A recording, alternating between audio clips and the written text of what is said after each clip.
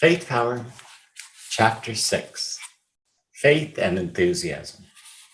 Faith is the underlying principle of that remarkable quality of the human mind which is known as enthusiasm. It is its essence, it is its substance, it is its actuating principle. Without faith, there can be no manifestation of enthusiasm. Without faith, there can be no expression of the activities of enthusiasm. Without faith, there can be no exhibition of the energies of enthusiasm. Without faith, the quality of enthusiasm remains dormant, latent, and static. Faith is needed to arouse it, to render it active, to cause it to become dynamic. Moreover, the faith required for the manifestation and expression of enthusiasm must be positive faith. Faith in the successful outcome of the undertaking, faith exhibiting its positive phases, faith in the attainment of that which is desirable and which is regarded as good. You can never manifest enthusiasm toward that which you confidently expect to be a failure, nor toward that which you feel will bring undesirable results and effects. Negative faith has no power to arouse enthusiasm. The presence of positive faith is necessary to awaken this wonderful latent mental or spiritual force. Enthusiasm is a mental or spiritual force which has always been regarded by mankind with respect, often with a respect mingled with awe. To the ancients, it seemed to be a special gift of the gods, and by them it was regarded as animating the individual with almost divine attributes of power, and as causing him to absorb a portion of the essence of the divine nature.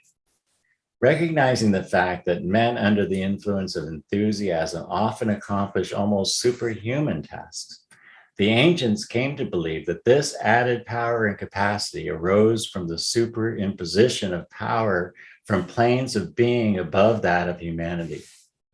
Hence, they employed the term to define it, which clearly indicated their belief in its transcendent nature. The term enthusiasm is directly derived from the ancient Greek term meaning to be inspired by the gods. The two compositive elements of the original term are respectively a term denoting inspiration and one denoting the gods or divinity, the two terms in combination meaning literally inspired by the gods. The present meaning of the term in its English usage is one, inspiration, as if by a divine or superhuman power, or two, enkindled and kindling fervor of soul, or three, ardent and lively zeal or interest. The term enthusiast formerly was employed in the strictest sense of one moved or actualized by enthusiasm, but it has gradually acquired the corrupted meaning of visionary, fanatic, zealot, or one carried away by zeal or fanaticism. This latter meaning, having arisen by reason of the intemperate actions and expressions of persons carried away by zeal or fanaticism, lacking the balance of reason and logic. The implied discredit arising in this way has in some degree extended to the term enthusiasm itself. This is much to be regretted, for the term has an honorable history, and in its true meaning indicates a most important and valuable quality of the human mentality.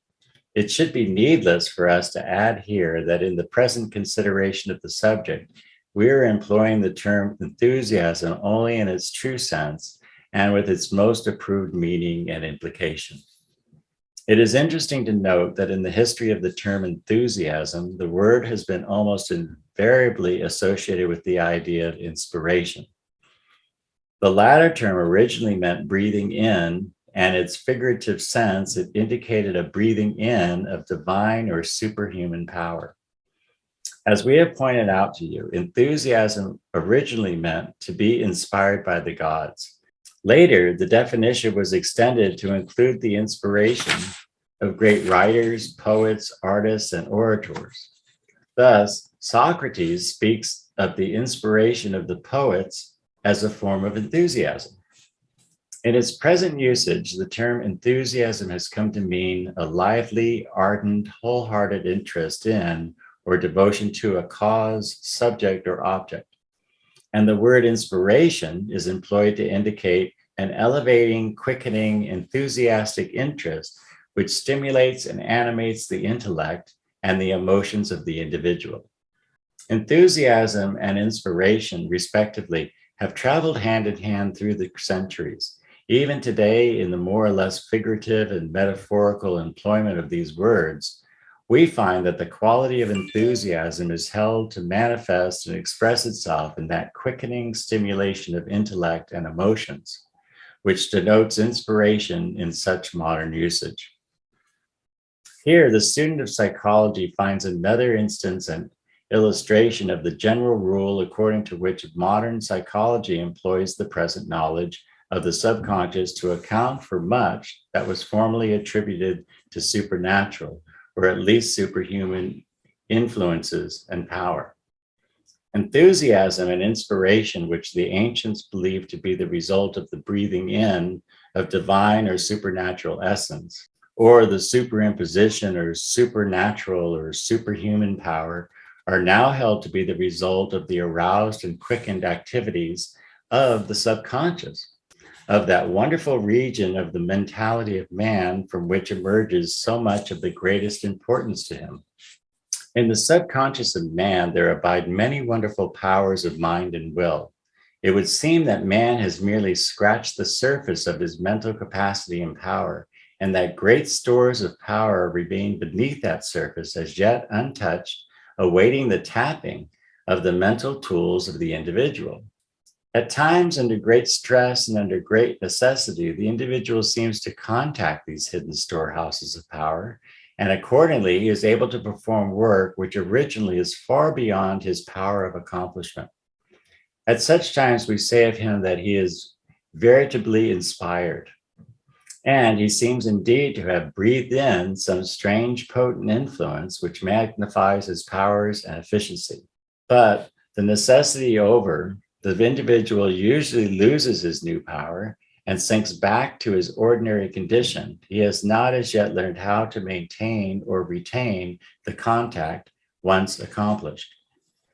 William James, in his celebrated essay, The Powers of Man, called attention to this comparatively common occurrence, i.e., that of the sudden inrush of increased power in times of necessity.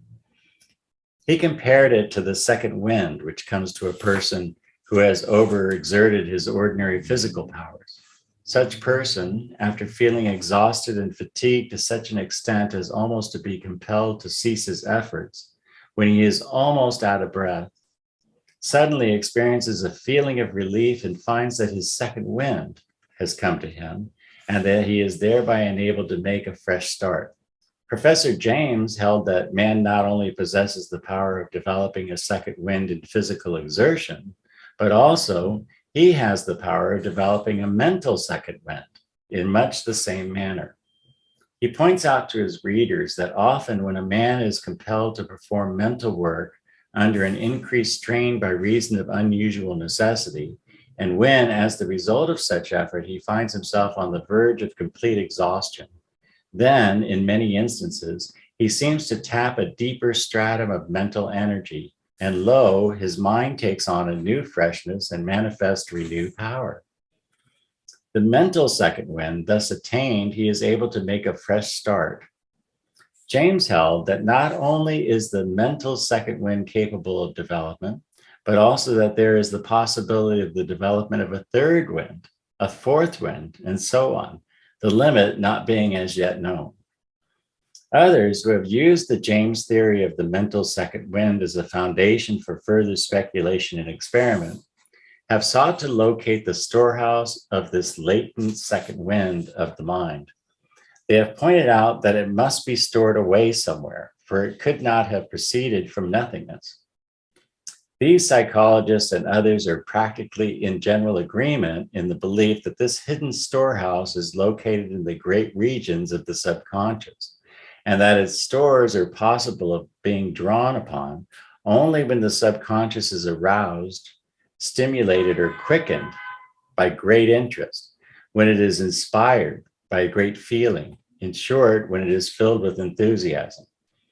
The above stated conclusion agrees with our own general experience, with your own personal experience, in fact. You have found that when you become quite intensely interested in a subject, object, study, pursuit, or cause, so that your enthusiasm is thoroughly aroused, then there comes to you a highly increased and greatly intensified degree and amount of mental energy and power. At such times, your mind seems to work with lightning like rapidity and with a wonderful sense of ease and efficiency. Your mental powers seem to be quadrupled. Your mental machinery seems to have some miraculous oil poured into the proper place, thus removing all friction and allowing every part of the mechanism to move smoothly and easily with wonderful speed. At such times, you feel indeed actually inspired. You feel that a new world of attainment would be open to you if you could but make this mental condition a permanent one. This increased sense of mental power, this increased ease of mental work, and this increased capacity for accomplishment. All these are manifestations and expressions of that second wind, which is one of the qualities of the subconscious and which is called forth whenever and wherever you can manage to arouse your subconscious faculties to a sufficient extent. You will find by exercising your powers of remembrance that in the cases mentioned, you have been conscious of a greater or less amount of enthusiasm, i.e., of a lively quickening of the interest in the matter before you, and toward which you have directed your concentrated attention. This enthusiasm has so stimulated and vitalized your intellectual and emotional powers that your reserve force of mental energy has been drawn upon, and you have become conscious of an inflow of efficiency and capacity in the performance of the task, duty, or work before you. You may readily see how and why the ancients believed this to be the action of a supernatural or superhuman power, which was breathed in by them and which was in effect inspiration. Looking around you in your world of practical everyday work and effort, you will see why businessmen and other men of affairs regard as an important factor of successful work that mental quality known as enthusiastic interest on the part of the persons performing the work. This enthusiastic interest in the work or task is found to call forth all the mental and physical powers of the worker. He not only puts into his task every ounce of his ordinary capacity, but he also draws upon that hidden reserve force of his subconscious mentality and adds that to his ordinary full energy. When he approaches the fatigue limit, his enthusiastic interest carries him on, and before long, he has caught his second wind and obtained his fresh start. Ask any successful sales manager for a list of the essential characteristics of the successful salesman. And on that list, you will find this capacity for or habit of enthusiastic interest occupying a prominent place. This not only because of its highly important effect upon the work of the salesman himself, but also because enthusiasm is contagious, and the lively, quickened interest of the salesman tends to communicate itself to the subconscious mentality of his customer. In the same way, the enthusiasm of the public speaker, orator, advocate, or statesman energizes and quickens the entire intellectual and emotional nature, thus causing him to do his best, likewise communicating itself to his audience by means of mental contagion. The man with his soul afire tends to fire the souls and hearts of those around him. The spirit of the enthusiastic leader, foreman, or boss is caught by those under him. Enthusiasm is clearly a manifestation of the emotional phase of man's mentality, and it appeals directly and immediately to the emotional nature of others. Likewise, it is clearly a product of the subconscious mentality, and accordingly, it appeals directly and immediately to the subconscious mentality of others. Its effect is characteristically animating, energizing, inspiring, quickening. It not only stirs the feelings and sets fire to the spiritual nature, but it also stimulates and vivifies the intellectual faculties. The live wires in the world of men are those individuals who possess the quality of enthusiastic interest, highly developed and habitually manifested when the occasion calls for it. Overdone, it defeats its object. The golden mean must be observed. But lacking it, the man is what is known in the idiom of practical men as a dead one. As we have previously pointed out to you, enthusiasm without faith is a mere term having no real substance or meaning, or else it is a sham, a counterfeit, a bluff, or perhaps a hysterical imitation of the real mental quality. The man of true enthusiasm does not gush, nor is he a visionary or a fanatic. These are the signs of the abnormal development or manifestation of this valuable quality. The man of true enthusiasm is characterized by his abiding faith in his proposition or subject, by his lively interest in it, by his earnestness in presenting it and working toward its accomplishment, and by his untiring, indefatigable efforts on its behalf. Faith, however, is the foundation upon which all the rest is built. Lacking faith, the structure of enthusiasm falls like a house of cards. The more faith a man has in that which he is doing, toward which he is working, or that which he is presenting to others, the greater will be the manifestation of his own powers and capacity. The more efficient will be his performance of that work, and the greater will be his ability to influence others and to cause them to see things in the light of his own earnest belief and interest. Faith arouses and sustains enthusiasm. Lack of faith deadens and inhibits it. Unfaith and positive disbelief kill it.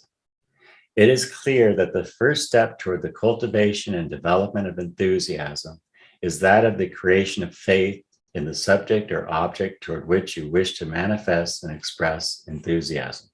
If you have no faith in the subject or object of your activities, then you will never be able to manifest enthusiasm concerning that subject or object. And if you are unable to manifest at least a fair degree of such enthusiasm, then you will never be able to express your full energies or to manifest your full powers in those activities.